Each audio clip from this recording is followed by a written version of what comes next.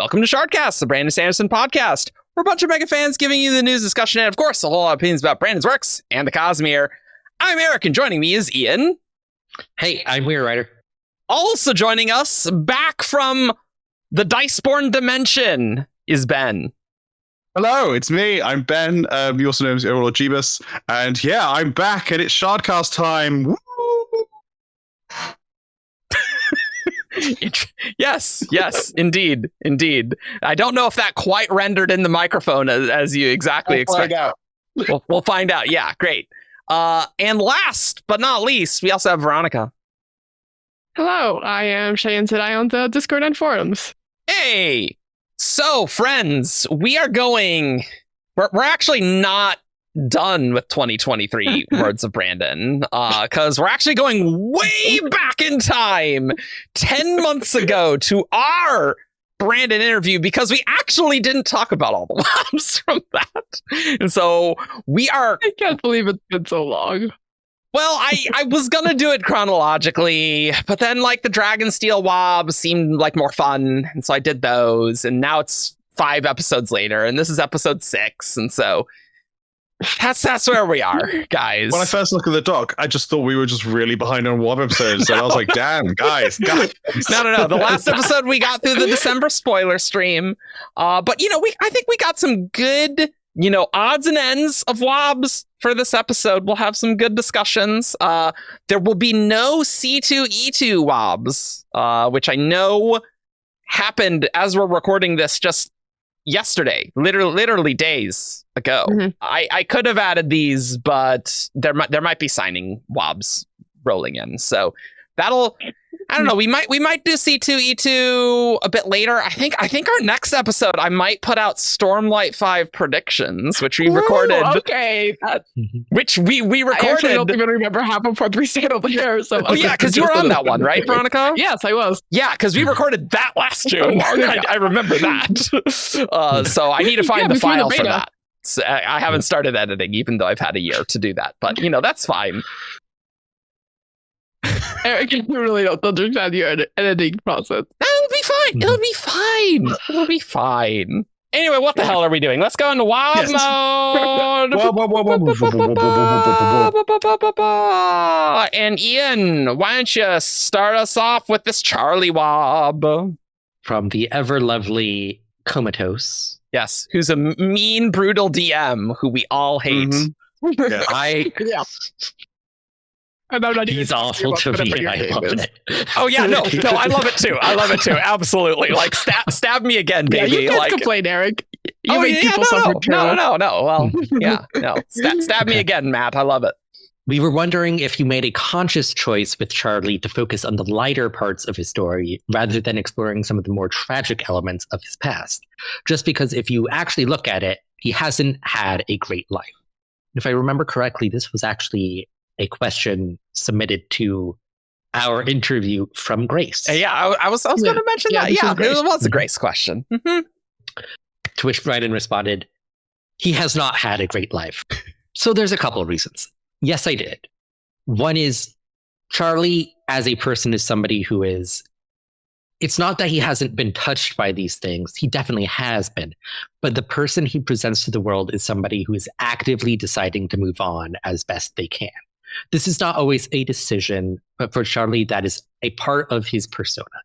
That's how he handles the fact that his father replaced him so easily, sent him off to be killed, and things like this. This is his coping mechanism, is his dramatic optimism. And because of that, it's letting Charlie control his narrative a little bit. Part of it is the nature of the kind of story that I was telling. It is not impossible in Hoid's voice, as I do occasionally in both Tress and Yumi, to get into the deeper character stuff, but I want to play those cards wisely, because the natural mocking nature of his narrative could undermine those powerful moments if I'm not careful. So I play those cards carefully. It's those two things kind of mixing together that gets us the lighthearted version of Charlie. That is how he really is. That's not Hoid sugarcoating it, but that is how he processes what happened to him. Let's just say he's super happy. Where he ended up, maybe. He wants nothing to do with going back to his old life. He's quite pleased with how things played out. Makes a lot of sense. Yeah, having a cool ship captain for a wife way better than being stuck on some island. Yeah, Yep. 100%. Anyone who ends up with Tress is such a lucky guy here. Mhm. Let's Yeah, be yeah. real Mhm. here. Yeah. Tress is awesome. But I like that the optimism is like a coping mechanism. I think that makes a lot of sense. And it does make sense narratively that Brandon can't go into the horror of all of that because it is awful. It's really Mhm. bad. Yeah. I think it's interesting that like the tone of the story with it being like a Hoid telling the story means he can't that has its own limits because like it's different to his normal writing style, and so when he switched up a writing style he's having to like I can't do certain things because if I get too into that dark stuff, Hoid's this natural kind of mocking style gets in the way. I think that's interesting. That's really interesting, and I hadn't thought about how that may have changed the story a little bit. It's going to be Or at least really interesting for Dragonsteel and, the shattering of Aid and Alcium. There's some very clearly dramatic moments. And so, I wonder how that's going to go. Probably because Hoid's personally involved. That'll make it a little easier because he's actually talking about this such a big event. Yeah. Because, And they also- interest, one of some of the few moments where Hoid does edge into being more serious is directly referencing the shattering. It's true. That's true. Yeah. And the other thing I think with Dragonsteel, whenever that comes around, is that between then and now, Hoid has had a lot of time. He could have changed. He was younger. He was less worldly. I do think that that attitude may also be kind of like a coping mechanism for Hoid, other than just the breaths and the whole memory thing. Yeah, I he's think mocking it himself. Keeps him focused things. from. Also, I think How else do you deal with having a life that long when you shouldn't have a life that long? yeah. And so I And think this- that Hoid's voice in Dragonsteel is not going to be as much what we expect because of that time difference. Brandon, yes, was testing it out right now, but I don't know if it's going to be exactly like the Hoid we know right now. Well, I think the point is that he's testing out the voice because it's going to be Hoid retelling the story of Dragonsteel. Yep. Not direct Hoid POV. Yeah. That's what I was going to say. Is there's a difference between a Hoid telling a story and a story where Hoid is a POV. Like we have POV Stormlight chapters with Hoid, and so they whilst they are a bit tongue in cheek, they're a bit different to the whole of Tress and Yumi. But okay. Yeah, Brandon's been saying that, he's going to have Hoid tell the story. It just didn't work in 2007 when he wrote Liar. That kind of didn't work. Although, was Liar actually told in that storybook way? I think it was just first-person Hoid. It was first-person Hoid. Yeah. So, few chapters that have been posted. Yeah, 2 of them. Hoid just has the storyteller vibe, so I feel like if you're doing the Hoid story, you kind of have to make it the frame story. Hoid is telling a story about his life type thing to make that work, because that's just how we've had him established. So, what should the Hoid story be? It should be that. Brandon's making the right call there. Yeah, it makes sense. It's just going to be interesting, because it's so far back. Yes. And how memory changed. And obviously Hoid has magical mechanisms to preserve his memories, but memories still change with time, Well, and when did he figure out how to store those memories, right? Maybe some things are fuzzy. I don't know. Ben, why don't you do this next one from Verónica? Because that's how the order goes. I was going to double check. Okay, cool. So we're gonna have a bunch of Argent WoBs in a second. Asks, given what happens at the end of the book, is Yumi immortal now? If not, does she age? And Brandon's response is, her perception is going to influence this. She's going to need a small bit of her power to persist, but she's highly invested that it would take a very long time for that to be noticeable. How long have you wanted to do this, Ben, since you knew that you were going to be on this? I was going to do silly voices for the question giver, but Veronica's on the podcast. I can't do a Veronica impression with her. That's why you didn't want it. Okay. Well, I didn't want this one. Particularly because she's not using that power. There's no outlet for it. She's a cognitive shadow, much like the Heralds or Vasha. That is more self-sustaining because she's of how highly invested, highly she is invested. Imagine someone like Vasha with thousands of breaths. You're just never going to notice. But her perception of herself will cause her to age. Not to age to the point where she dies, though. Basically, the answer is yes. We've got an immortal being running a noodle shop in a backwater corner of the Cosmere. I mean, we already had an immortal being at the beginning of the story running a noodle shop in the backwater of the Cosmere. Now it's a human. Now it's a human immortal being. Poor Painter. But, rip. Yeah. I mean, poor Yumi, because Painter's gonna die, and then she's gonna be left with. Also true. And then maybe she can do some experiments with her yoki-hijo powers or something. I don't know. Necromancy. Mm-hmm. Yeah. I mean, Awakening. That is the sequel we all want from Yumi. Oh, man. Awakening. Yumi brings the shroud this time. The shroud returns. Yumi creates it, trying to recreate Painter. Hell yeah. That's actually kind of cool. Write that fan fiction, guys. Yeah. I kind of love it. So she's going to get older, but like she's probably going to like there's going to be probably a cap of where she ages. She's just not going to be like early 20s, right? She's gonna plateau. Yeah. That makes sense. Interesting. Yeah.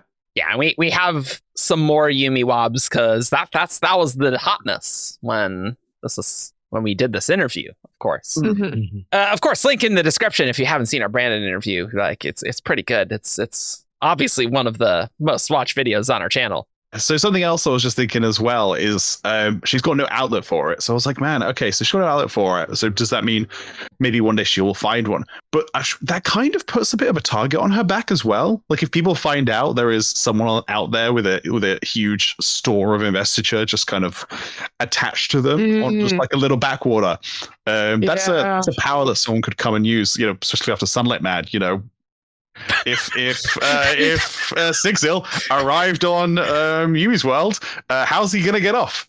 I think we did make that joke where Sigzil solves all the secret projects, where Sigzil just eats up the shroud and eats up Yumi. Yes. Yeah. Or just like raysium dagger, like get him. But yeah, but it might be like it's probably like part of her innate investiture, though, right? So like a divine breath, right? Like I don't think a raysium dagger, you can't just stab a raysium dagger into a returned and get that divine breath. I don't think. I think you could, because the raysium dagger gets everything, right? Like it doesn't stop just because. Well, but like it doesn't get like the latent part of the investiture that makes up your soul, right? I mean, it does, because that's what happened to Yezrian. Yeah. That's what I'm thinking. Like Yezrian is but then Yezrian's a heart. Like Yezrian's a weird case, though. But I mean, like, I see no reason why it wouldn't stop just because it's like, why wouldn't stop? Just keep going once you've run out of additional investiture. Like Nightblood does. Once it's consumed all your Stormlight, it just keeps going. Something like that. I would have to read like the Rhythm of War parts where like people were stabbed with the. It's always fused. I've actually just finished my Rhythm of War reread. It's always fused. Except for Moash, but then he's got shillings of. No, but like, don't they use it against the Radiants? To like drain their Stormlight? They do use. Oh, sorry, yes, Stormlight. Yeah, at the beginning, yeah. Yeah, so like, I guess I still think that the Divine Breath is still enough of a special case that like it would get slurped up. Interesting, fascinating. Okay, because it's still separate from like their original I guess investiture. That's true. Sure. Interesting. I think my thought is I don't see why the innate investiture that makes up your soul would be a different, like have protections over it that additional investiture you're just holding. I'm like, I don't see, I don't know. Like, I feel like that it is inherently more sticky. Like just compared with like Stormlight and Voidlight, like if you don't have a container for it, like people are a bad container for those investitures. Like Fuse need the gem part, right? The stuff that makes up your soul, like that is not going to decay over time, right? Like it's just not. So like I do think there is a bit of a categorical difference, though. I don't know. I guess it depends how sticky breaths are, but you could probably do some stuff to get breaths out of things. So that makes sense. It's like the dividing line between what raysium does and what hemalurgy does. Sure. Yeah. Right. Yeah.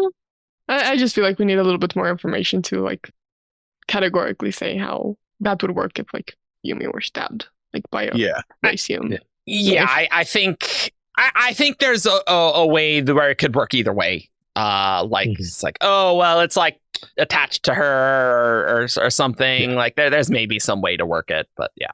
There's some way someone could harvest the investiture from her, whether that's a raysium dagger or some other mechanism. Yeah.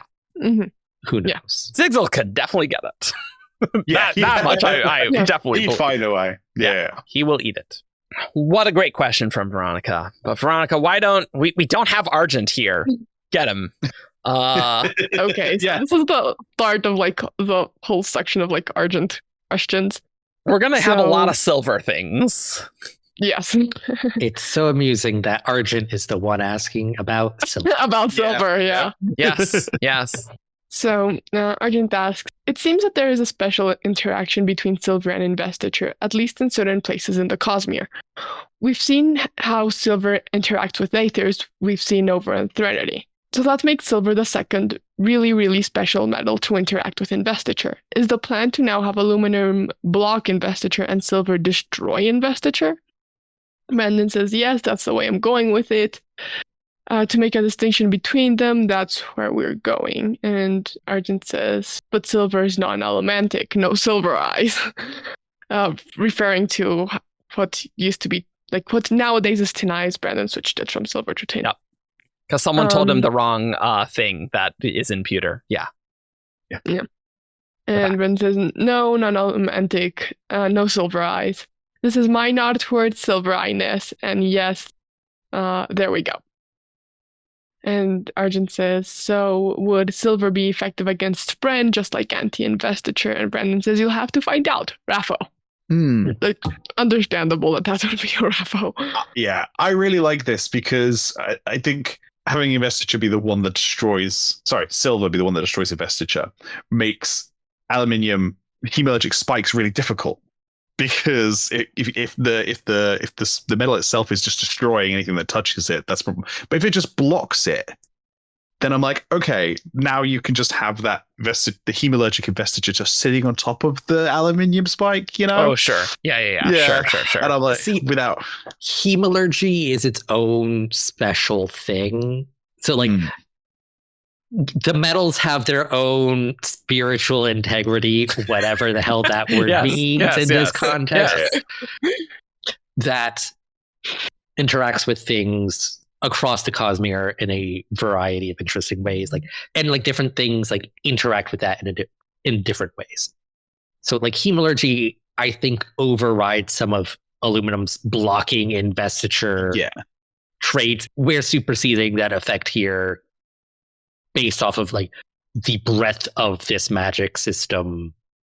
So I feel like silver would not be it probably hurt Spren. Kind of like a Shardblade, like what Kaladin did to that one Spren in Oathbringer, right? And Kaladin thought the Spren died, but we now know that the Spren would reform, right? So it'd probably not be pleasant for the Spren. But it can't be as OP as anti-investiture, right? Yeah. Even with the shades on Threnody, silver repels them, but it doesn't destroy a shade either. I think that's the same thing that would happen with Spren. They have too much investiture for it to be destroyed. It's just gonna keep it'd be like it's gonna hurt them, but it's not gonna be enough to destroy them, you know? It would be maybe a living being touching something really hot, where it's it burns you, but it doesn't destroy you, and if you got stabbed with it would really hurt. You know. But silver also reverses the withering effect of the shades. Yeah, that's which is I was thinking about which if we kind of view that as a spiritual corruption effect of investiture, then it's going in and destroying the investiture, causing that process. Which is why it only works within a short period of time. Okay, yeah. Once the investiture has gone through and caused the effect, it's gone anyway. Okay. All right, we have a mechanism here, guys. All right, so let's go on to this next silver question, also from Argent. Spores are said to eventually overwhelm a ship's silver defenses. do aether spores ruin silver like the shades over in Threnody do? Brandon, yes, it'd take a lot, but yeah. Basically, this is how we have a ship that sinks, not destroy the whole ocean. Yeah, that's a good point. That's a fair point. You would need the silver to run out eventually. You got to be careful with those chain reactions, you know? You got to be careful with that. So, and that's like another counterpoint between aluminum and silver. Like silver gets used up for that effect, whereas aluminum is just consistent. Sure. And concluding this trio of silver WoBs from Argent, can silver help a spore eater with their condition? Brandon, yeah, I can stab them through the heart with a silver knife so they can die. Much better ending. There is potentially an application of silver that could maybe help them. It would not be my first go-to. Silver can be pretty destructive. Yeah, that makes sense. At that point, the spores and the aether is all through your body at that point, right? It's pretty, yeah. Yeah, and it's also kind of important for your... It's made changes to your body so that your body can survive with those things. If they're suddenly gone... Then you'll die. Yeah. I mean... It is nice to know that there is a way to die if you're a spore eater, because that might be someone that someone chooses, because it doesn't sound super fun, really. So maybe you just need a silver knife or something. Ben, let's do this next one. Cool. Really funny because Ben keeps reading my question. I know, but you have another one after that. So, will we ever learn anything about the person Lutha was named after? And Brandon said someday, maybe. Eric, you're never getting this. You're never getting your Lutha lore. It's not happening. He has no idea who Lutha is. Why is it a Raffo? He has no idea who Lutha is. Why? I don't know. No, but like sometimes he does know things that are just like, oh yeah, that's a thing.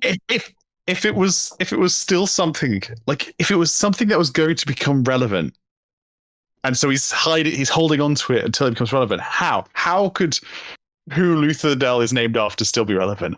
Like, I don't know. Yeah. Why are there still bloody tan mysteries? I don't know. Like, Brand's just like, oh yeah, good question. It's like, what? What do you mean? We're done with that era. What are we doing? I'm gonna be mad. I'll be like, Brandon, why is it still a raffle? Like, instead of just asking, like, will we ever learn something? I'm like, why is it still a raffle? Look, I'm okay at this stage with Brandon saying the Lord Ruler's kids aren't important. Don't go looking for them. Fine. Yeah, that's fine. But why are you So why are you keeping this one? Yeah. Like the thing is, he is okay with just saying, I'd have to look it up. Right? Like he does sometimes say that. Yeah. Like, and sometimes he says, like, yeah, that's not really a thing. Yeah. Anymore. Yeah, that's like it's not important. Yeah. But then the first person to ask about Lutha was you, right, Eric? It's probably me or Matt or someone. I don't know. Like him to be trolling you for 10 years. I could possibly, I could see that. Yeah, that is a classic. But I mean, he got me on the Lord Ruler's kids, so Yeah. Cool, Veronica, it's you.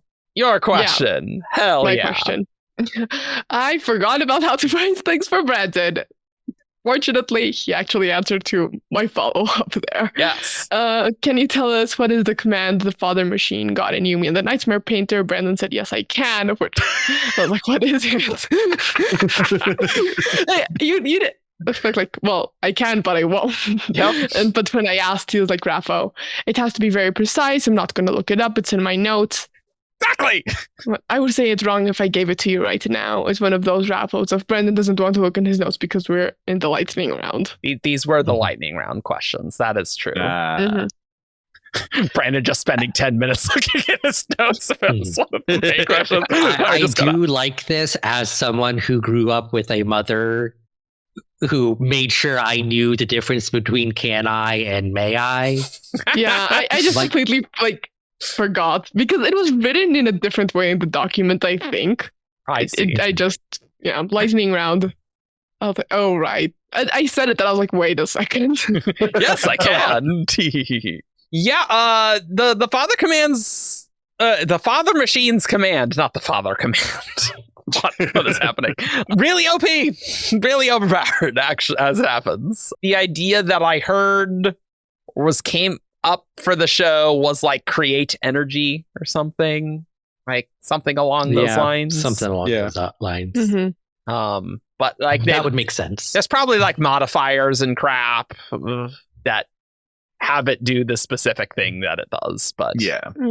Dang, what a OP thing. Going back to Matt, why do rat skulls glow on Threnody? Brandon laughs gleefully. Raffo, there's a pretty good reason, but that's a Raffo. We're gonna do a book on Threnody eventually. We tried to get these lightning round ones where they were like super hyper specific but didn't seem plot important, like Lutha, right? Yep. And apparently, I mean, this at least does make sense. There will be a Threnody novel, so that's fine. You got to have some setting hooks connected with things. And apparently, glowing rat skulls is part of that. That's maybe that's the key to everything here with the evil. Who knows? Who knows? Mm-hmm. So this next one is a comment from Brandon. Yep. I am fully in Stormlight mode. There's not a lot to tease. We will be doing the Words of Radiance Kickstarter. Ha! Take that, Evgeny. They may have not even determined if it was back or kid or not. It last July, so. Yeah. But like you already know, we pushed that back again. I'm not going to do another Kickstarter when people are still waiting for their frugal. I think they've all shipped out, but some people still won't even have received those. I'm not going to start up a Kickstarter. It just seems a little tone deaf. So we will be doing that in March. The far distant future March.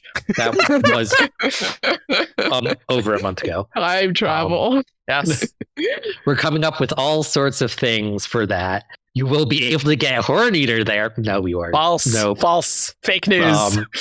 You will be able to get a new Sanderson Curiosity. We'll be doing Dragonsteel Prime as part of that. And I think the only reason we read this WoB was to dunk on Brandon for not including Horneater here. I mean, he did put in another full novel there, so okay. That does seem a little more exciting than Horneater, I'll be honest. Yeah. I'm sure there's a group who would have preferred more Stormlight content, admittedly. But yeah. I know some people are fans of Stormlight, but given the previews, how can you not be excited for Ember? It's pretty exciting. Go listen to our Isles of the Emberdark episode. It's pretty cool. Yeah. Oh, yeah. Because this is before State of Sanderson 2023. Yeah. Right. Okay. Right. We're really back in time. The silver lining of not getting Horneater in the Kickstarter. Silver? Sorry. I am genericizing Kickstarter as a term here. Yep. Is that we will eventually get Horneater. Mm-hmm. And now it'll just be in the nearly decade-long gap between Stormlight novels. Yeah. So we get a little Stormlight goodiness to resuscitate us. Yeah. That seems like a good idea. Mm-hmm. Cool. Bit of life support for us. Yeah. Ben. Cool. So the next one is by Evgeny. So I'm going to try and do my best Evgeny impression. Okay. Great. I'm looking at very highly invested beings. Audio listeners are like, who's this guy? People who've started listening to the podcast in the last 2 years are like, who is this? Go watch Diceborn, you'll find out. Go watch Diceborn. Go watch Diceborn. If you don't know, Ben, all of it. Yeah. Ben makes his voices, he makes his terrible pronunciation, and that's why we love Ben. Yes. Mr. Andalasium himself. Good old Andalasium. I got dunked on. Oh my god, the memories that Andalasium brings back. Yesterday for how I pronounced Natasha the other day. I'm like, God. She complimented you. She said she likes Natasha. She does. She did say she likes Natasha rather than Natasha. Well, I don't know how you Americans say it. Anyway, I don't know. You both the way you said that, Ben, is just like accent good. I like it. Yeah. So, Evgeny, if we are looking at very highly invested beings, we have Yumi, and we are told there are more invested. That she is more invested than Elantrians, more invested than Returned. Let's compare Yumi, Elantrians, and Heralds. Who is the most invested, and who is the least invested?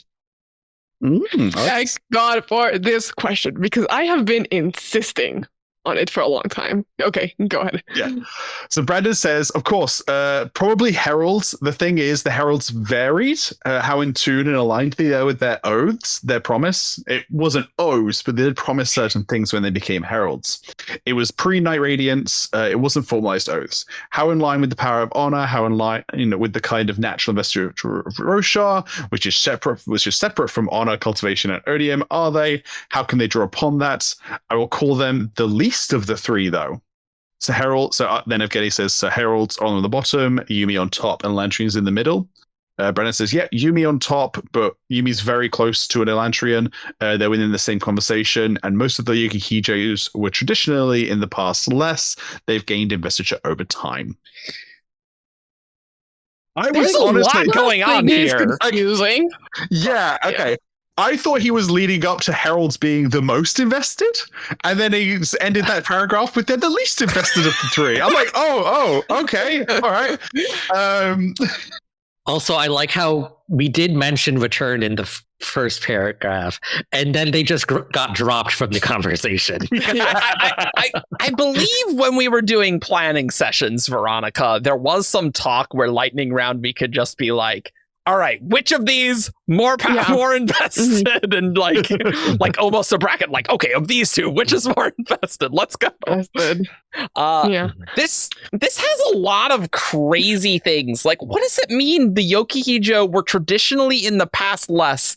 They've gained investiture over time. What is that? Because they've been doing the same thing for 1400 years. That's just like a natural, like, if like they slowly get invested over time, like they can only get so invested like during a normal human life. Yes. That 14 centuries, they get super hyper invested. Wait. But isn't Yumi imbued with the power of being a yoki-hijo, like basically from birth? Like, she's not gaining power every cycle. The entire thing is that like she got power from doing the same thing for 14 centuries. She had more skill. And so she could draw more spirits. That does not mean she literally gained more investiture. She's not more invested. That's not the same thing. That's just like she has the investiture that allows her to draw spirits. If she does X, she's very, very, very good at X. But that doesn't mean she's more invested. She's just the best at doing the thing. She literally didn't get more investiture. I don't believe that to be the case at all. Thinking about like the E equals MC squared, but with investiture, like how does stacking stones create investiture? Like for her to like get more invested the more she does. Like she's like confuses me. She's connecting with the spirits. I like part of me is like I'd have to go back and read like the ending sections of Yumi, but part of me is like to me it makes sense that she'd get them, and like maybe they give her a little bit of investiture, just like this little connection made, and then she gets a little bit more invested every time, just a little bit, just a smidgen. Like I said, human lifetime, not even noticeable, but then after 1400 years, I'm like, I could see that. And I'm trying to think as well, when more people are dead, then there's more spirit energy in the world, and the yoki-hijo are part of that. Like, do they just get powerful over time? Yeah, I don't know if that tracks at all. I feel like I need to reread Yumi.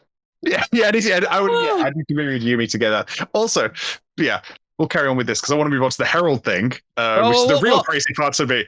we do need to get to that. I'm just saying, I thought the implication was very clear that it was a matter of her skill of over 1,000 years of experience doing task, that she's very good at it. and not she an is investiture. very good at it. I don't believe that. I don't think there's any evidence. She's existing as an entity of investiture during that time. So I think this all feeds together. I don't think there's actual evidence. Explanation we have. No, I do. Give an alternative explanation. It's basically like you're doing an awakening, but you're so good at doing the intent. Okay. Like, I don't think she didn't increase in power level. Why is she so much more invested then? Well, that's the alternative explanation I'm asking for. That's the thing. That I think it's much more interesting to be like, why were yoki-hijo traditionally in the past less? So, like, I don't think this is a thing unique to Yumi. It's not a thing that just because she's been doing it forever. So have all the other yoki-hijo. All the other She's been the best at it. Yeah. I absolutely don't think that's what this means. I don't. I think this means yoki-hijo. I believe the yoki-hijos are invested at birth, and so over time, those yoki-hijo are invested with more power for some reason. That's the thing that I think is weird and interesting, and I don't know why that's the case. But I don't think, like, 10 generations before Yumi, I think those yoki-hijo are. I think this means that they are less powerful than Yumi at birth, before the cycles. Ooh, I think that's what this is saying. That's what this is saying. Okay. That's absolutely not what this is saying, in my opinion. But okay. There's no evidence that Yumi's gaining more investiture during the cycles. I don't think that's the case. I think the text says that she had it at birth, and that she was very powerful. She did start with yoki-hijo investiture at birth. She just grew in power over time. I disagree. Let's go on to the Herald stuff. So the Heralds, some of them are more invested than others, depending on how in line with Roshar and their oaths they are. Okay. Yeah, I don't know what that means. What? Yeah. I think this is the first time. Like, what? Yeah, that's the first time. What's happening here? Used to be. Well, we know, planets are involved with investiture on their own. It's the interaction of the shards and the planet itself that define the magic systems. Yeah. So the innate Rosharness plays a role with the Heralds too. Sure. Yeah. Let's say it does. Yeah, I apparently so. I wonder actually how, for example, Nail. Because Nail didn't. Nail had a different process than the other heralds, because he's still acting in the role of a character. He's mad in his own way, but it's not Yezrean level mad, How has Nail's investiture fluctuated because in his own madness in comparison to Yezrean, who just isn't even trying anymore, or wasn't before he was killed? I feel like I wouldn't say Nail is better than Yezrean. He's just very different from Yezrean. Yes. Yeah. I mean, how do those not oaths, but oaths interpret that, because Nail is trying to continue the Skybreak order. He's doing some of what the Heralds are supposed to do, even if it's in a completely corrupted way, and he's still mad and all these other things. Mm-hmm. How would those oaths react to that different way of doing things and how it was supposed to be in comparison to, because you're not even trying to do what the Windrunners were supposed to, leading the revolution, all of those things, Well, Ishar is also Ishar is his another own example. thing from his own perspective. I want more specifics on that, honestly. Granted, Ishar also thinks he's taken over the role of the Almighty. Interesting. I'm I want to theorize about which of them are more invested in the others, but the fact that we don't know what their original oaths or promises Yes. were. Yeah. And so it's hard to know which one of them were more in line with those promises. So if And Genny's here, which he one would be more? like, let's go through all the 10 heralds and go through Let's get them every all. single one. It's like, We'll rank them. well, we totally can do that for Videl, right? Yeah, totally. And Batar, yeah. Yeah, but Yeah, we know Yeah, all like- about him. Elia. Isha feels like, as he's like the founder of the thing, right? He found he found Forged the Oath Pact. He forged so the to oath me, back. it makes sense for him to be the most powerfully vested. Was the one who because- tinkered, like, Yeah, talked with Odium, right? Like, he, yeah, with yeah. honor and yeah. to me that makes sense. But the rest of them, I have no idea. I'm like, Like, Yeah, Talon is probably Talon's high pretty. up there. yeah. Tall now is probably the most, like, Yes. because like it was shifted to him. And if anything, he never broke. Like he didn't Mhm. leave. Apparently. Oh, so he kept that the oath. Yeah. promise. So he Yeah. should The be best. the highest power level Most in herald, line, whatever that Mhm. means there. yeah. Uh, We don't know what this means, 'cause- so 'cause, like, cool. is Nail, like, is he really acting in the station of a herald? Like, he gave No. up his blade. I guess he got it back Yeah, eventually. It's just in a completely different way than he was supposed to originally. Yeah, it's just like he's not like, So weird. he's not exactly like, fighting some Voidbringers, Like, that's Like, not he exactly may what be he's doing. claiming he's acting as a herald, but he's not. Yeah. Probably not in line with whatever the original pact had. You know, in like how mind. much Yeah. like how much actual difference does that make to like the investiture is my question. I don't know. Yeah, There's no way of knowing right now. We might find out. I if mean, Herald- for honor, probably quite a lot, because oaths are kind of its whole Yes. thing. yeah. Anyway, cool. Veronica, why don't you do this Yes. last yoki-hijo question here? So I asked again, lightning round question. Could the yoki-hijo do other magical effects at some point other than binding the spirits? And Brandon says yes, but it doesn't specify like what it could be. So Yumi could do other things. She Yeah. could use that for an outlet. She just doesn't know how to Doesn't or know doesn't what it want is. to.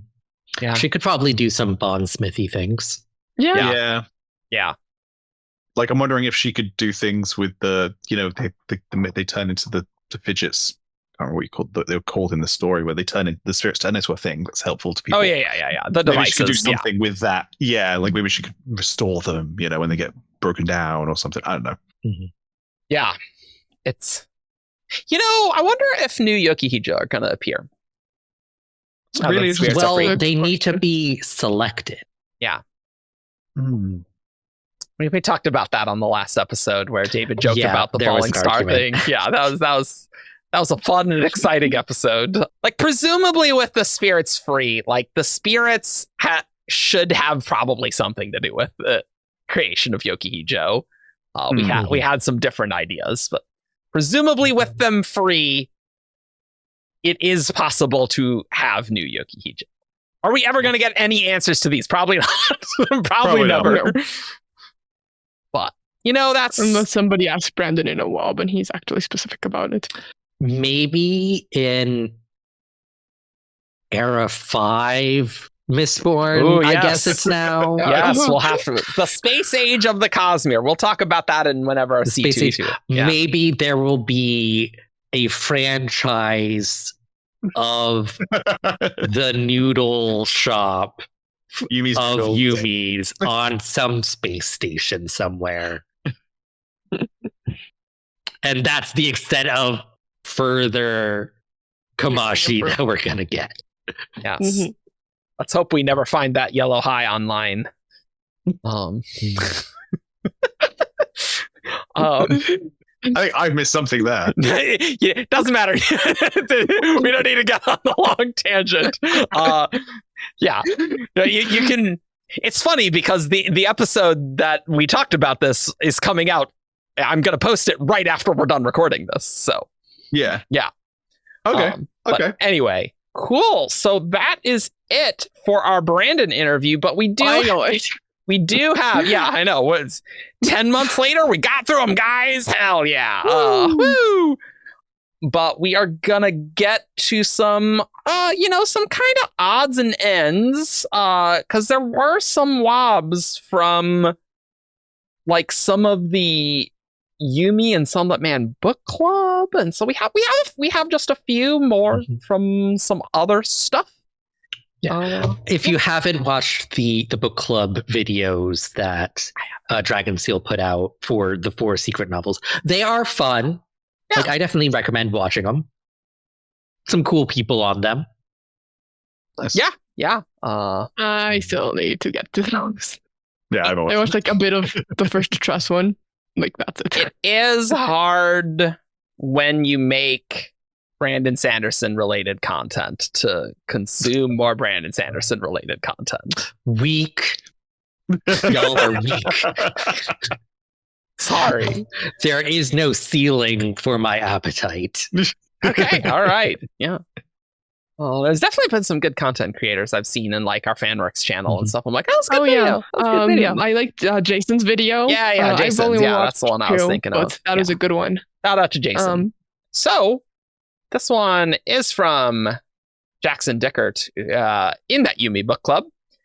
We learn Yumi repeated this day for 1700 years, and her memory is patched over by the Father Machine. Again, that command, insane, that the Father Machine had. If memory and investiture are so closely tied together, is the Father Machine also taking her investiture? Ooh, good question. Yeah, how does that work? Because she's such a highly invested individual. It seems like if it could take any investiture from her, it would take all of it, like the nightmares did. Brandon, when I play with this, with tweaking memory and things like that, my go-to in the Cosmere, in the 3 cases where you've seen it happen, is that those excising memories have to be really, really careful, or the body will reject what you're doing. So all 3 times you've seen it happen, it's been one little sliver of memory is getting changed. The Father Machine might even just be overwriting it each day, basically blanking that investiture, but not stealing any of it. Basher does pull a little bit out when he takes the memory, and the same thing happens with Wit when it happened to him. But I think the Father Machine's doing it in a slightly different way, and it has to be really careful, or it'll be too obvious, and the whole illusion, the facade, will collapse. That really reminds me of like soul stamps, right? With like the object rejecting this like magical change almost, which is very interesting, I think. Well, that's kind of what happens at the end. She starts picking up on it, even after the blankings happened. Yes. Yeah. There's an echo of it in the spiritual realm. Yeah. I mean, good on the Father Machine, A+ machine for making that last 1700 years. 10 out of 10. Good work. But it was really careful when it captured those girls for 1700 years and made them repeat the same day over and over again. Yeah. It was very careful when it did that. Yeah. Again, that's why I want to know the Father Machine's command. I'm like, what the hell? Like the Father Machine's command is what it needs for the story to occur. That's what it needs to be. Yes. Yeah. But I'm glad he maybe has it in his notes somewhere. Yeah. It's nice. Yeah. It's kind of I don't think the command is all encompassing of everything the Father Machine is capable of. Much like destroy evil does not completely sum up everything. True. Nightblood is capable of. It's like, I don't think the Father Machine was awakened to full sentience, but like pretty dang close. Yeah. Enough that like there's some flexibility in it's taking the actions it needs to do in order to support its primary goal. Yep. In a very AI sort of way. Yeah. Yep. So this swab is from Bethany Taylor, also from the Yumi Book Club. There's this scene where there was a nightmare, and Painter didn't have a paintbrush, and he just reached out to the side, and a paintbrush appeared, and there was a flash of light. I need details, because that seems so much like a Shardblade. Brandon, this is also working under the exact same mechanics. So yes, investiture that he is connected to is indeed being manifest as something physical. Fascinating. Yeah. Like I it must didn't notice that be this happened. a spirit then. Yeah, I initially didn't like this because I was like, oh, Shardblades have a spren, and then the spren is brought in, and that's what manifests. But I'm like, what is he? And then I'm like, oh, but he must have connected to he's connecting to the spirits, I guess.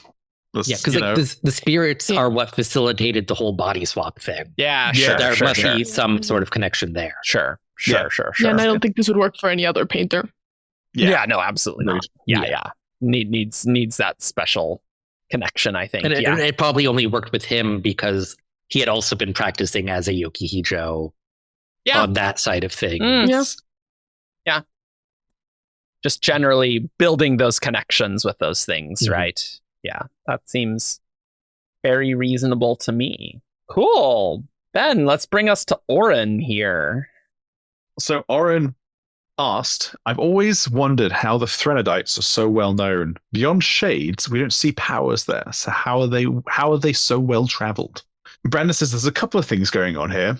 One, there are ways on and off of Threnody, and any of the planets that you can get to on and off without needing F12 do spread through the Cosmere pretty well.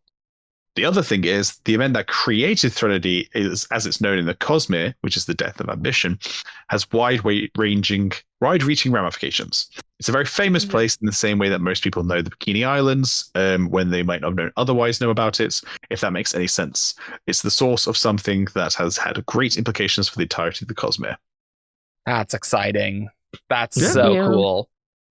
I can't wait to get more Threnody. Yeah. It's also, you're from the planet with the creepy ghosts. Okay. Yeah. Gotta not kill you then, because then you'll turn into a creepy ghost that wants to kill me. Probably doesn't help that the Night Brigade's moving around and being like, hey, I got all my creepy ghosts. It's like, okay, got it. Yeah. Once you meet the Night Brigade and their creepy ghosts, it's like, okay, cool. Yeah. I'm good, actually. There are ways on and off Threnody. That's what I'm looking at. Obviously. There does get mentioned in the Threnody essay about, I think it says it doesn't have a perpendicularity, or there's something morbid about. It wasn't a stable perpendiculararity. Am I remembering that right? Stable perpendicularity. I mean, you got to get all those Threnodites off to get to Canonical somehow. I don't know. Spaceship. I was looking at the star map and I'm like, oh, maybe Threnody, because if you're getting on and off the planet without FTL and there's ways of doing that, I'm like, oh, maybe they're pretty close to the planets. No, Threnody's the furthest from everyone else. It's on its own little corner off in the corner. But I don't know. We don't know how that works anyway. So yeah, as long as you can get on and off the planet pretty easily without some crazy investiture storm or falling into a sea of mist, if you can get off, the space between the stars doesn't matter anymore in the cognitive realm. So yeah, okay. If it's easy to get on and off of Threnody, you'd think Threnody of all places would be the place that has weird stuff in the cognitive realm. Well, Brendan doesn't say it's easy, just that it's possible. Yeah, true. Yeah. Whereas most places, it's just straight up not there's not a natural mechanism for it. Yeah. Whereas there is a natural mechanism on Threnody. How easy that is, I don't know. Yeah, people find a way, Yeah. The Threnodites, they're into morbid stuff all the time. It's probably fine. they'll make it happen, I guess. Verónica, did you say you were looking up the essay? I was, but okay, here. I'm just going to read the entire last paragraph. Sure, do it. Locally, they think of these things as ghosts, so they're really instantaneations of self-aware, well, in this case, barely self-aware investiture.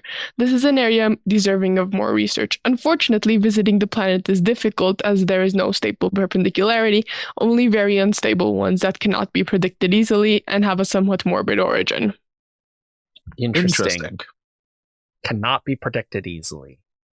I mean, Naz got off eventually, right? So, yeah, it's doable, just hard. Yeah, interesting. Yeah, it's a somewhat morbid origin has always stuck in my mind. I'm what does that mean? I'm assuming I'm just going to assume human sacrifice is involved. Yeah, Yeah. that's kind of where my Yeah. mind goes That's what to. they're- We'll start with there and we'll build off that. You just spawn a bunch of shades really quickly and like makes the portal. Maybe I don't know. Yeah, there's maybe something there. Or just like something with blood, pools of blood. Yeah. Yeah. Come on, Brotherwise, do a cool like ghost story game on Threnody. That'd be cool. Hell yeah. That'd be awesome. I don't care about a deck building So game cool. for Mistborn. Give me cool atmospheric stuff on Threnody. Trinity's still, Untapped yeah. market. Trinity for more Trinity lore. Yeah. Yes. So, Evil Monkey 3210 asks, are you still planning to write the book with magic system based on disease and sickness? Brandon says, if I'd really been on the ball, it would have been one of the secret projects I wrote during COVID. But I haven't found the right story for that magic system yet, so it's still in the back of my brain, and someday perhaps I will write it, but we'll see. I am still planning it, but yeah, we'll see. I'm like, honestly, I don't know if you'd want to write something like that during a global pandemic. Yeah. Well, it probably. I think what he means is it would be culturally relevant. Yeah, it would be culturally relevant. Though it could have Right. been a little tone deaf of like millions, hundreds of thousands.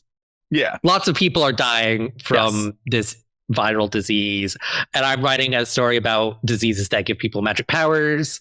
Like, maybe, you know. By the way, for people who don't know, this is referencing The Silence Divine, which is a Yes. story he's spoken about for a long time, set on Ashen, which is the origin of the humans from Roshar. Yeah. I thought when you said, for those who don't know, I thought you were going to describe COVID. And I was like, man, we're really future-proofing these episodes. I had that thought too. We're It's still like, not that far removed from COVID.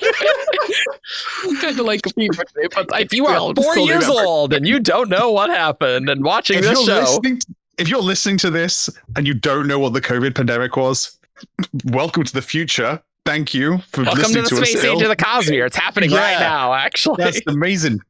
Go do research on COVID-19 so that you do not repeat the mistakes of the past, Yeah. please. Yes. And if you're really in the future, look up COVID 20 and just try and learn from that one as well. You know, That's not what they're called. that It's not how the numbering works, And- but I like the joke.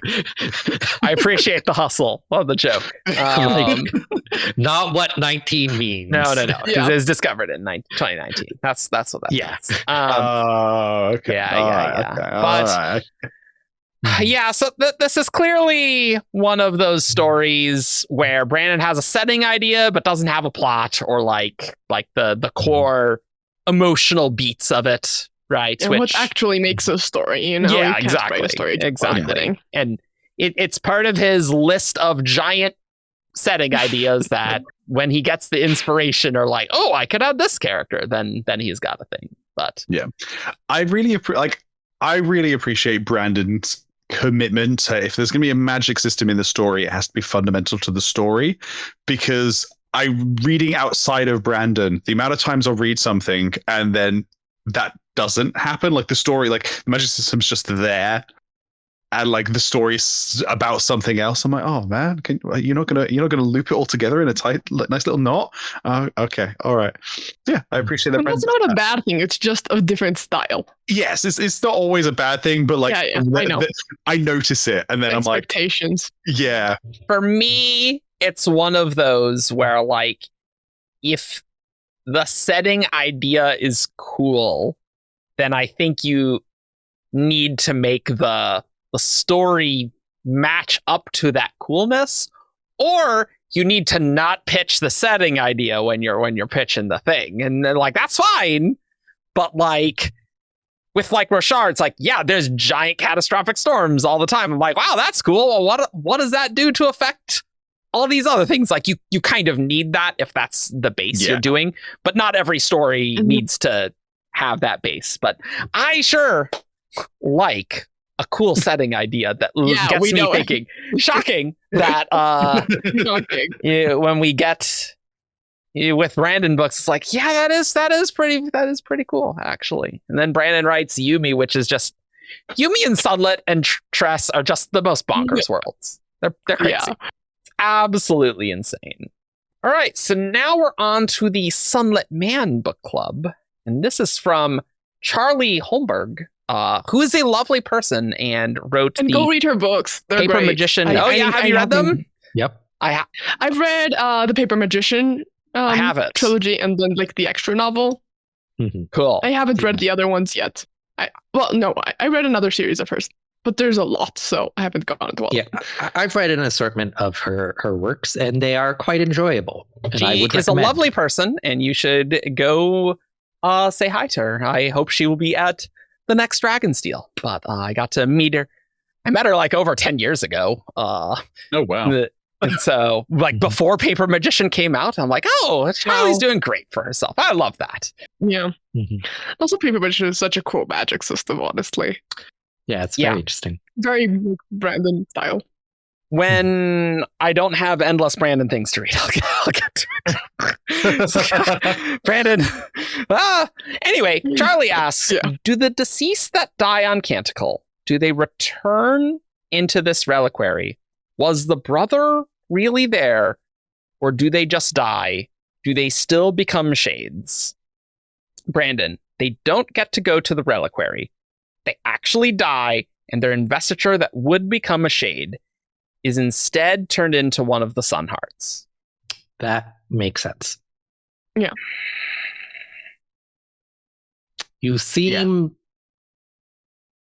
But like consternated. only the people who were like in the like when the sun came by turned into Sun Hearts. Like if you just killed someone on like the motorbikes, like they're just if someone just died, right. what happens to them? I think when the sun caught up with that shade, it would get repurposed into a Sun Heart. Okay, yeah, because there was a line that said like it was a good thing. There was something about like it seemed like the shades spawned and that the sun dealt with that, which is good because otherwise there'd be shades everywhere, right? Mm-hmm. Yeah, and that tracks with me that a shade would get like the sun would do something. The shades aren't a full human, so I don't know if it would become like bull, cinder heart, ember heart. I can't remember what they're called. Sun Heart. Sun It's Heart. in the dock. Right there. You expect to read? Was there a scene where someone said something like, "You don't even deserve to become a Sun Heart," and like we'll just kill you in like a different way, or like Yeah, like it just Yeah, I feel like if you just like cremated a body, that's just nothing's gonna happen there. But yeah, if Yeah. you die and it's not by the sun, I don't know. I guess I just thought that the brother would be in the reliquary, and they're drawn to the reliquary, and I don't know. Like, I guess she's just like seeing things in patterns of smoke and stuff. Yeah. She's seeing what she wants to see. Yeah. yeah, But that's boring. I know this scientifically, but that's boring. It is just weird, though, given how they can make new reliquaries. No, like just like they take the smoke, they make a new enclosure, and I guess that grows into a new reliquary. And I guess I thought you would need new shades to make that work, right? I don't know. That's what I probably thought. can't split it up infinitely. Sure. Sure. There's a point where it becomes too dispersed, Diffuse. diffused. That's good word. Yeah, That's why I like the mechanism that where the reliquary got more shades. So I guess that doesn't happen. I don't know. Well, what if you just threw a person in there, right? If you just throw. Well, it throw a didn't person- sound nice. Yeah. It didn't No. sound nice. I mean, that probably would work. That would probably Like, work. the Actually, chorus yeah. probably would get a new member at that point. Yeah, that's a Yeah. good point. There Um, is a way to get more shades in there. Is it explicitly said Probably. that they don't do that? You know, it's Now I wish the Cinder King did that because he would. yeah, and he would like he'd get more reliquaries from it, you know, Yeah. and then Yeah.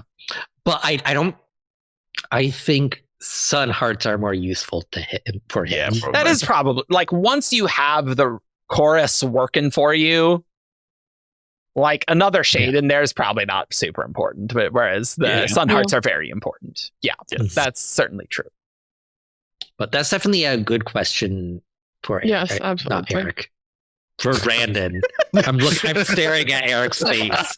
A good question for Brandon is like, if you just huck a Threnodite into the Reliquary, will their shade join the chorus? Yeah. Yeah. Yeah. Great question. Look, I'll tell you for certain, this is a word of Eric, that Yumi didn't gain more investiture over the cycles. That's what the thing is saying. Anyway, we don't need to get into it again. Mm-hmm. We have a new thing to argue about. How lovely. So, Ian, we got one more. You're the last one. I started this episode and now I will end it. Yeah.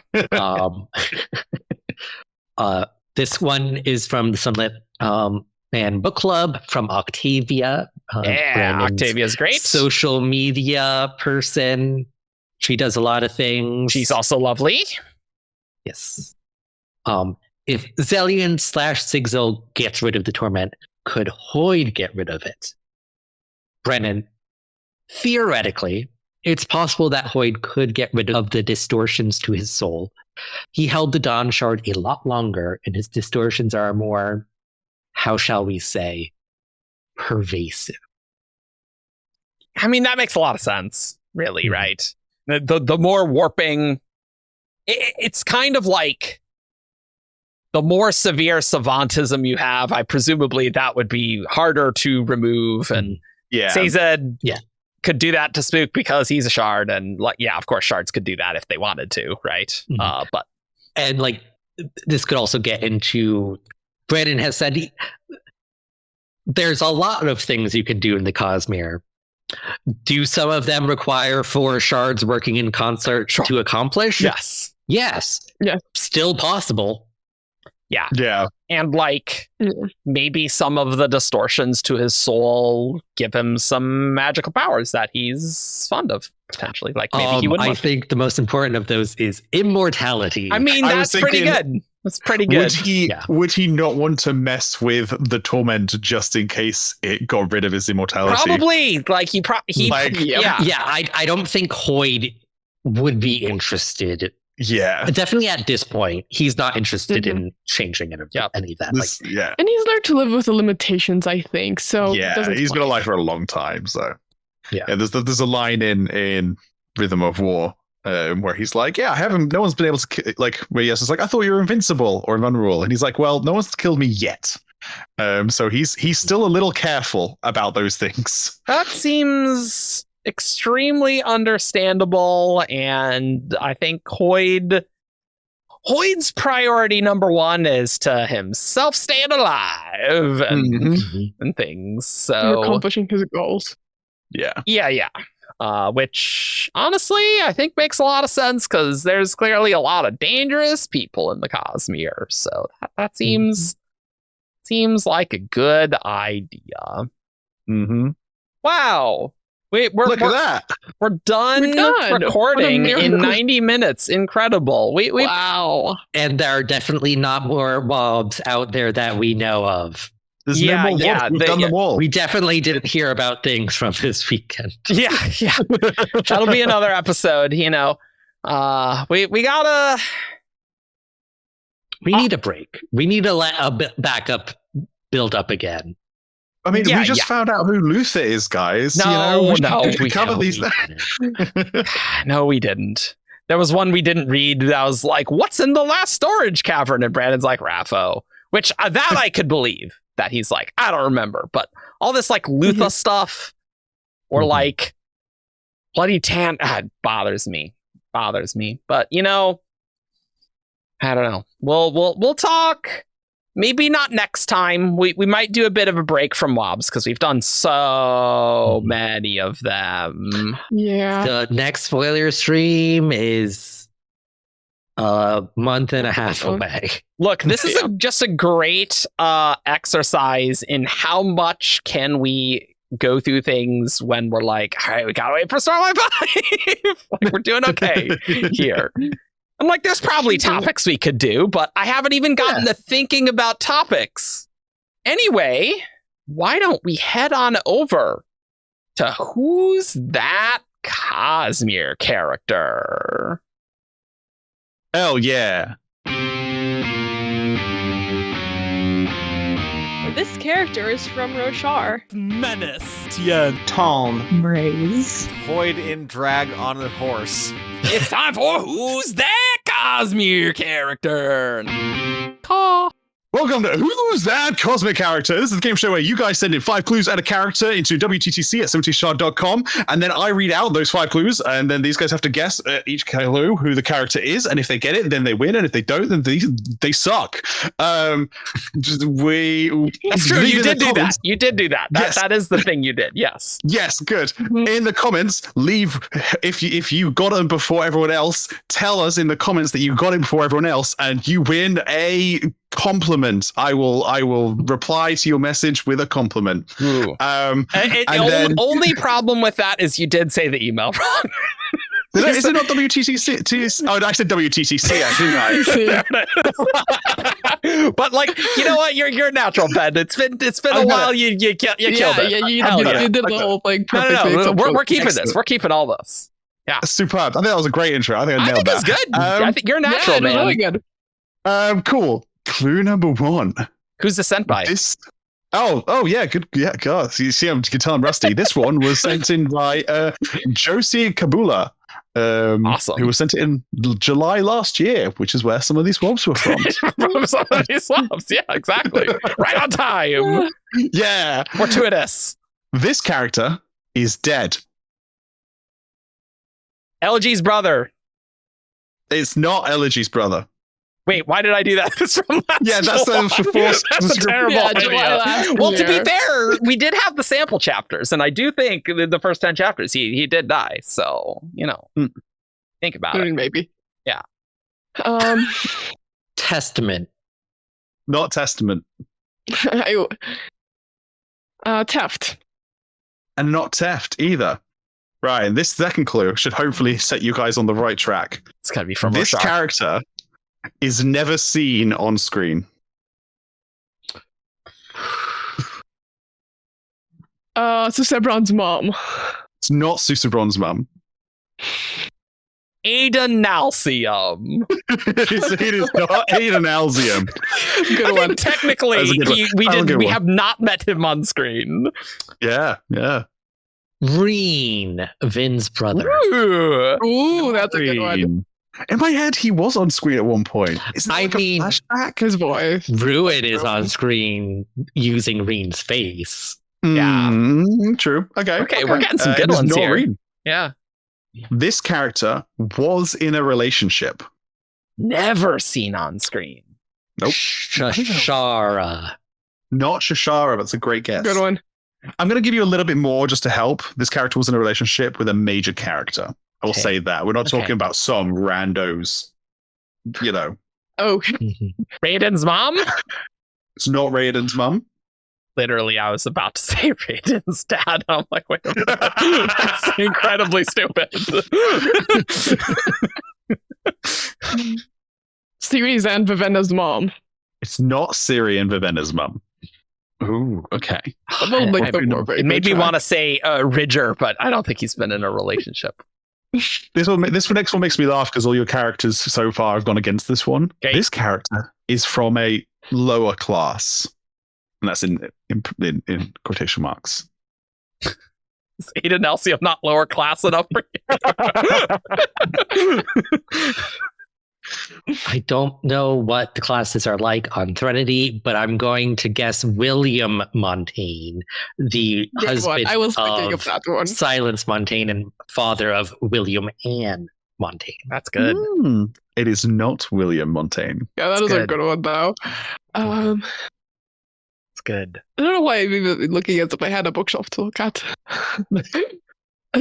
Just look at mine. Yeah.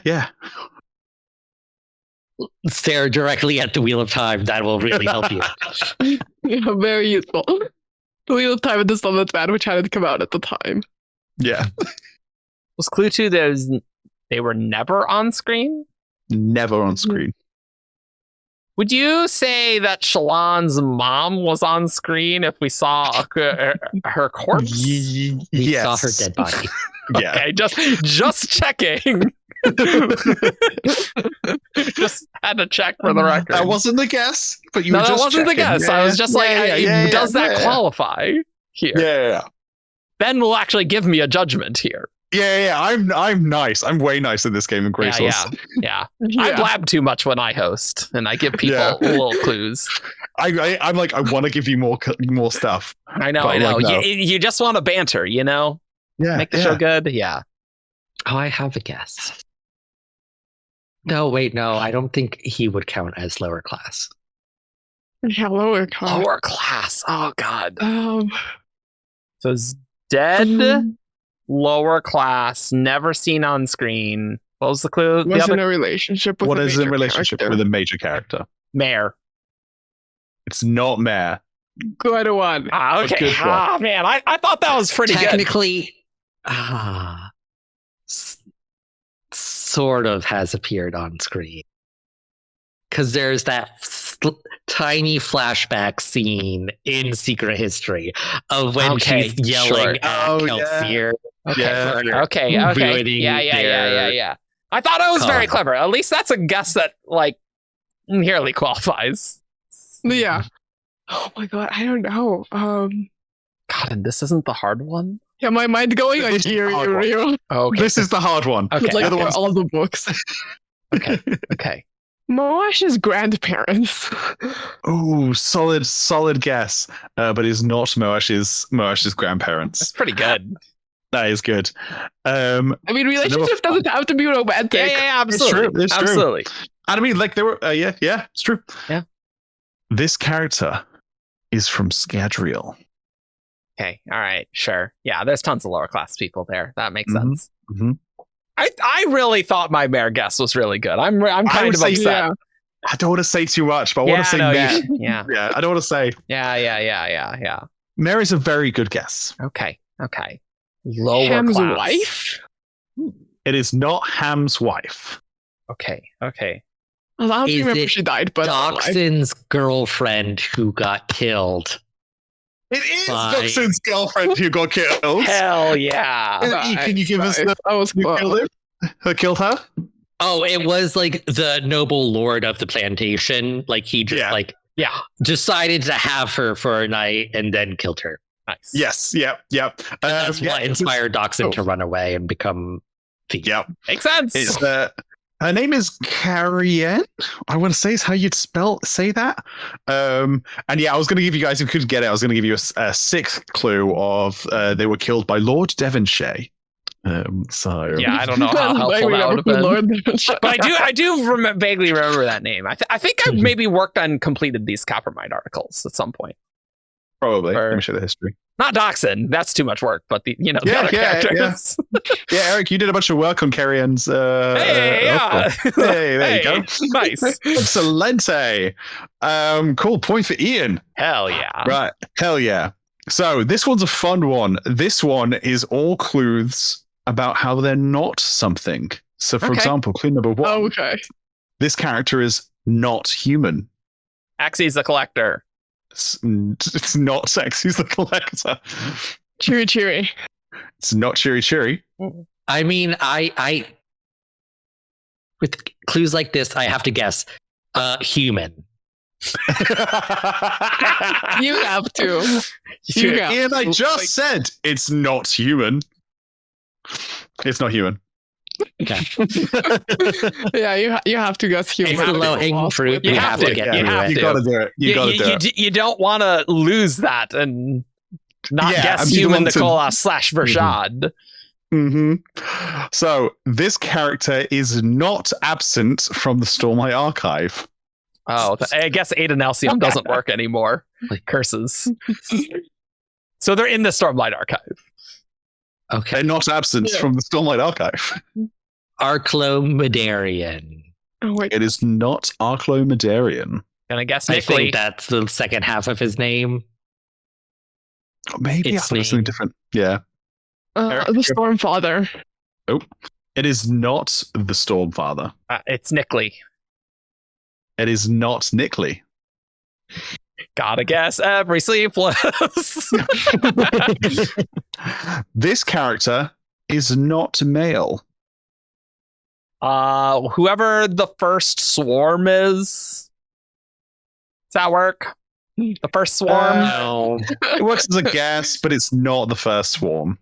Like they talked, right? In Dawnshard, and that's Nickley right? I think. So they're present. That they exist. Anyway, okay. They're not absent. Timber. It is not Timbre. The sibling. It is I was not just the gonna guess the sibling. one. Nice. So, clue number 4. This character is not from Roshar. What does it mean to be from Roshar? What was the first one? Not human. Not human. No. Not absent from the Stormeye Archive. No. Not male. And not from Roshar. Not human. Yeah. Coravelium of Vast, she who brings the dews at dawn. Corvari, the shard of cultivation. It is not Coravelium of Vast, she who brings the dews at dawn. The Shard of Cultivation. Great.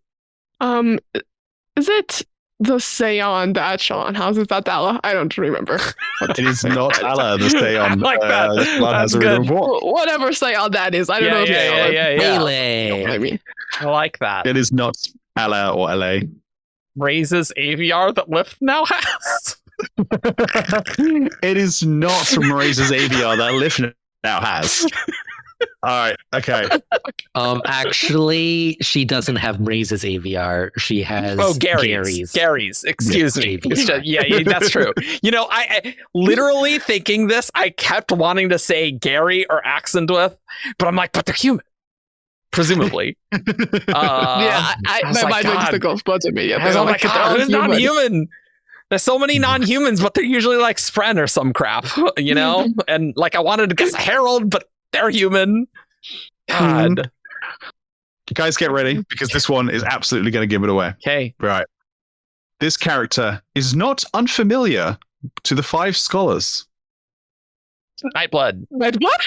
It is Nightblood. Hey! Right, as Youngbin, I forgot to say their name when I first started. As Youngbin said, it is not blood.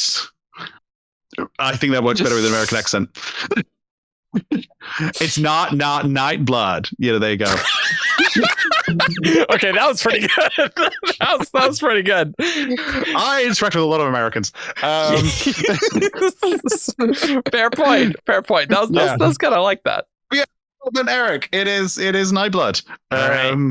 You win. Yeah, I don't know who got that first. Yeah. For me, it was Eric by a second. Yeah. Well, I mean, you are further away, so yeah.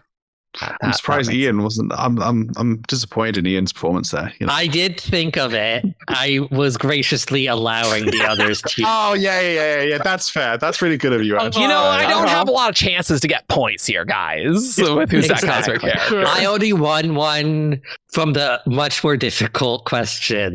Exactly. So yeah. I'm sharing. Yes. Is that one fan still keeping the tally of all of the who's I that don't know. characters? I don't know. No idea. I don't know. Someone maybe is. But I feel like every so often someone takes up the banner Yeah. and then they die. Yeah. Because it's a lot to do. Yeah. That's a great thing that I'm not directly managing, and so I don't know, but I appreciate people who keep those stats. We love the people that do that. They're greatly appreciated. It really feeds my ego, so I love it. Look, Because of course that's what he is. my ego's already fed in that one episode where I guessed the right horse and Paleo guessed the wrong horse, and so that's really the classic one for me. Yeah. Do you know what? It's really funny. I keep looking to do the outro, and then I realize I don't do the outro. No, you don't do the outro on the show, but I'll do it now. My outros actually, Ben, have gotten significantly worse. Like they're actually very bad these days. But you can find us on 17shard.com for all your news, discussion, theories, and fun. We have a really awesome Discord server. You can come check us out. You can come say hi to us. You can find us on all the social medias. And you can support our Patreon for as little as $1 a month. We have cool art polls and art commissions that your contribution is creating. Okay. And that Argent, We love them. with intent and command. Well, I guess Argent doesn't create Art them, direct. but he art directs and has someone else have intent command, and they make the artwork. He is the Yes. herald of art. He makes all of it possible. Yep. Yes. Yeah. Yeah. And you can also check out the other shows we create, Yeah. like Yes. Span Reads, our reread series, which is coming back which soon, will be returning soon with Like the Stormlight Archive. like a month, and month and also- a half, I think. Yeah. Diceborn, our actual play series where we play the Mistborn adventure game that will someday come back for a season 2. Someone was asking, when is Diceboard coming back? Did you see that one, Ben? We did, yes. We have had problems with production. It Yes. is coming soon. Good thing we had Secrets in Stained Glass to really Yes. do a little bit Yes. of tiding Yeah. people over. Yeah. Go rewatch season 1 and then rewatch Secrets in Stained Glass. Yes, exactly. Yeah. And just And do then- that on repeat. Yes. I need to rewatch. So at some I point. know. I do as well. It's very good. Anyway, I think next episode I'm gonna finally put out Stormlight 5 predictions, and so that should be We pretty recorded good. a year And- ago. Yes, and if not, then I'm gonna cut this part. So if I left it in the episode, it's probably happening. So- Hey. and then I think we'll do a Who's That Cosmere character episode sometime soon. We clearly have C2E2 WoBs. Great. And a reading. More The reading. mobs. There was a Yeah. reading. If we can find people who have not been corrupted by the Stormlight 5 beta, maybe we can talk about that too. But that's getting And- harder to do. The next spoiler stream is just around the corner. Yeah, where we might actually get some Sunlit Man questions. But, Yes. who's to Maybe. say? No, let's hope. And I'm hoping to do some Who's That Cosmic Character episodes because we haven't done a dedicated one of those for a while. Yep. Yep. Yeah, and then I don't know. We've got other things. That Then we're thinking of doing. we'll have a Dragonsteel episode, and I don't know. Oh, yeah. With Dragon's Steel I don't Prime, know yeah. where that will lead us, and I don't know. We'll do something else. But Yeah. Anyway, we will see you all next time. Bye. Bye. Caw.